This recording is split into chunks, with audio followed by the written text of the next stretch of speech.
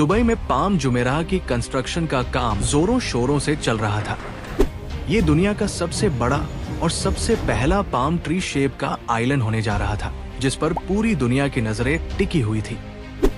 5 square kilometre के area पर फैला हुआ ये इंजीनियरिंग का एक ऐसा प्रोजेक्ट था जिसको हिस्ट्री में हमेशा याद रखा जाएगा।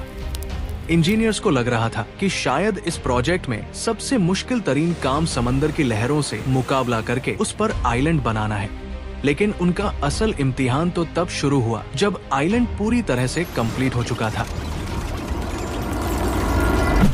जी हाँ, ये बात है 2003 की, जब पाम जुमेराह आइलैंड कंप्लीट हो चुका था और अब बारी थी इस पर विल्लास, होटल्स और शॉपिंग मॉल्स बनाने की। तभी ये नोटिस किया गया कि आइलैंड धीरे धीरे वापस समंदर में डूब रहा है।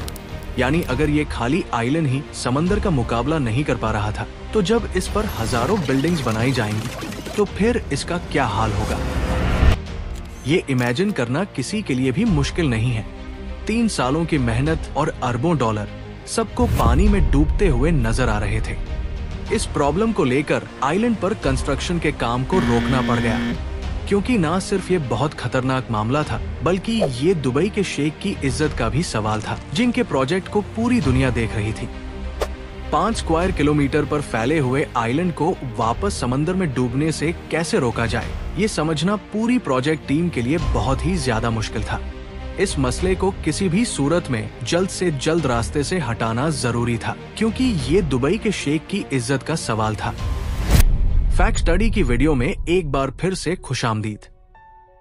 अरेबियन गल्फ में 5 किलोमीटर तक फैला ये है इंजीनियरिंग हिस्ट्री का एक ऐसा मेगा प्रोजेक्ट जो दुनिया ने पहले कभी नहीं देखा था।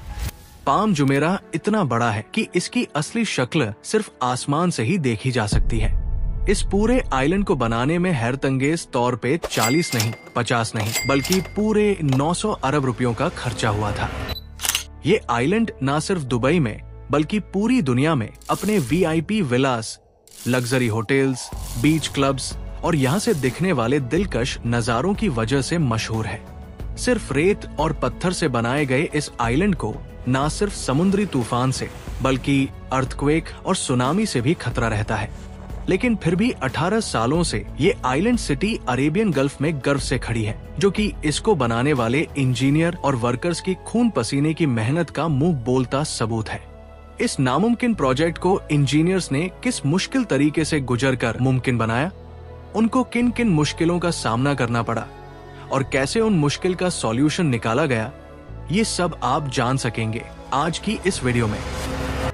चैलेंज नंबर 1, क्योंकि दुबई के पास से तेल खत्म हो रहा था, इसी वजह से अब दुबई के सर्वाइवल का सिर्फ एक ही तरीका बचा था और वो था टूरिज्म।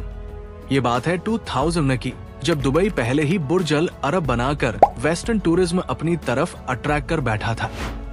दुबई के बीचेज काफी ज्यादा फेमस होने लगे थे और बात यहाँ तक पहुँच चुकी थी कि अब दुबई के पास बीचेज की जगह कम पड़ने लगी थी। दुबई की कोस्ट लाइन जो सिर्फ 70 किलोमीटर पर फैली हुई थी, उसको अब बढ़ाने का वक्त आ चुका था। उस वक्त के क्राउन प्रिंस शेख मोहम्मद बिन रशीद अल मखतूम दुबई के समंदर में एक ऐसा आइलैंड बनाना चाहते थे जिससे दुबई को बीचेज के लिए एक्स्ट्रा कोस्ट लाइन मिल सकेगी। इस आइलैंड का डिजाइन बनाने के लिए उन्होंने अपने खास लोग लगा दिए। सुल्तान अहमद बिन सुलेम, जिनको इस टास्क पर लगाया गया था, उन्होंने शेख को एक सर्कुलर शेप आइलैंड का डिजाइन पेश किया।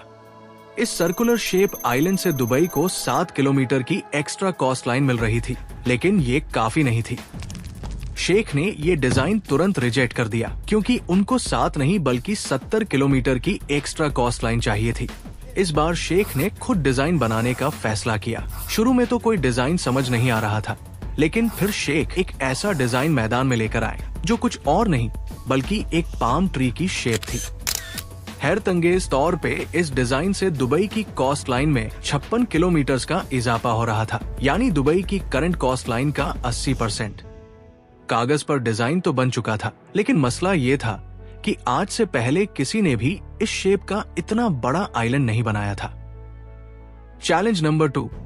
चैलेंज सिर्फ ये नहीं था कि सिर्फ ये पाम ट्री शेप का आइलैंड बनाना है, बल्कि यहाँ एक पूरी सिटी को भी बसाना था, जिसमें लग्जरी विलास, शॉपिंग मॉल्स, होटल्स और रेस्टोरेंट्स बनाए जाएंगे। जब इंजीनियरिंग एक्सपर्ट से मशवरा लिया गया तो उनका मानना था कि इस आइलैंड को बनाने का सबसे आसान तरीका यह है कि इसको कंक्रीट और स्टील से बनाया जाए। लेकिन दुबई के क्राउन प्रिंस कुछ और ही चाहते थे। जी हाँ, शेख के पास जो आइडिया था उसने इंजीनियरिंग टीम के चैलेंज को मजीद बढ़ा दिया था। वो चाहते थे कि आइलैंड को पूरी तरह से नेचुरल मटेरियल से बनाया जाए, यानी ये आइलैंड रेत और पत्थरों से बनाया जाना था। इतने ज्यादा पत्थर और रेत कहां से आएगी, ये तो एक अलग ही मसला था। लेकिन दुबई के समंदर में एक ऐसा आइलैंड सिटी बनने जा रहा था जिसको दिन रात समुद्री लहरों से मुकाबला करना था। इसलिए इस आइलैंड को बनाने के लिए दुबई के शेख को दुनिया की बेस्ट इंजीनियरिंग टीम चाहिए थी। इस काम को अंजाम देने के लिए हॉलैंड की एक कंपनी से कांटेक्ट किया गया। सबसे पहले इंजीनियरिंग टीम को यह प्लान करना था कि पाम ट्री शेप के आइलैंड को समुद्री तूफान और खतरनाक लहरों से कैसे बचाया जाएगा।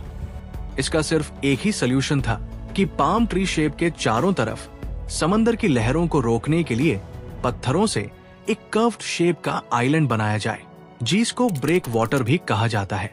अब टाइम था वो सारी कैलकुलेशंस करने का जिससे ये मालूम पड़ेगा कि क्या अरेबियन गल्फ के इस हिस्से में ब्रेक वाटर आइलैंड बनाया भी जा सकता है कि नहीं। समंदर की लहरें जो कई फुट तक ऊंची होती है और जो अपने बीच में आने वाली तमाम चीजों को निगल भी सकती है। कैलकुलेशन से मालूम पड़ा कि अरेबियन गल्फ इस प्रोजेक्ट के लिए बिल्कुल परफेक्ट है, क्योंकि गल्फ के एंट्री पॉइंट पे ये तमाम लहरें अपनी पावर कम कर लेती हैं। लेकिन तूफान का खतरा अभी भी बाकी था जो इस आइलैंड सिटी को टफ टाइम दे सकता था। इंजीनियर्स की अभी फाइनल कैलकुलेशंस चल ही रही थी कि उन पर एक ऐसा पहाड़ तोड़ दिया गया जिससे मुकाबला करना बहुत ही ज्यादा मुश्किल था। पाम जुमेरा का ट्री शेप, जिसको सिर्फ रेत से बनाया जाना था। इस आइलैंड में लगने वाली रेत का वजन 13 लाख टन से भी ज्यादा था। यहाँ वो रेत इस्तेमाल नहीं हो सकती थी जो दुबई के रेगिस्तान में पाई जाती है। तो आखिर इंजीनियरिंग टीम ने इतनी सारी रेत का बंदोबस्त कहां से किया? और जब आइलैंड पूरी तरह से कंप्लीट होने के बाद वापस समंदर में डूबने लगा, तो आखिर इस मुसीबत से निकलने के लिए इंजीनियर्स को किस हद तक जाना पड़ा, ये सब आप जान सकेंगे इस वीडियो के पार्ट 2 में। अगर आपको इसका पार्ट 2 चाहिए तो प्लीज कमेंट करें। उम्मीद है फैक्ट स्टडी की ये वीडियो भी आप लोग भरपूर लाइक और शेयर करेंगे। आप लोगों के प्यार भरे कमेंट्स का बेहद शुक्रिया। मिलते हैं अगली शानदार वीडियो में, तब तक के लिए धन्यवाद।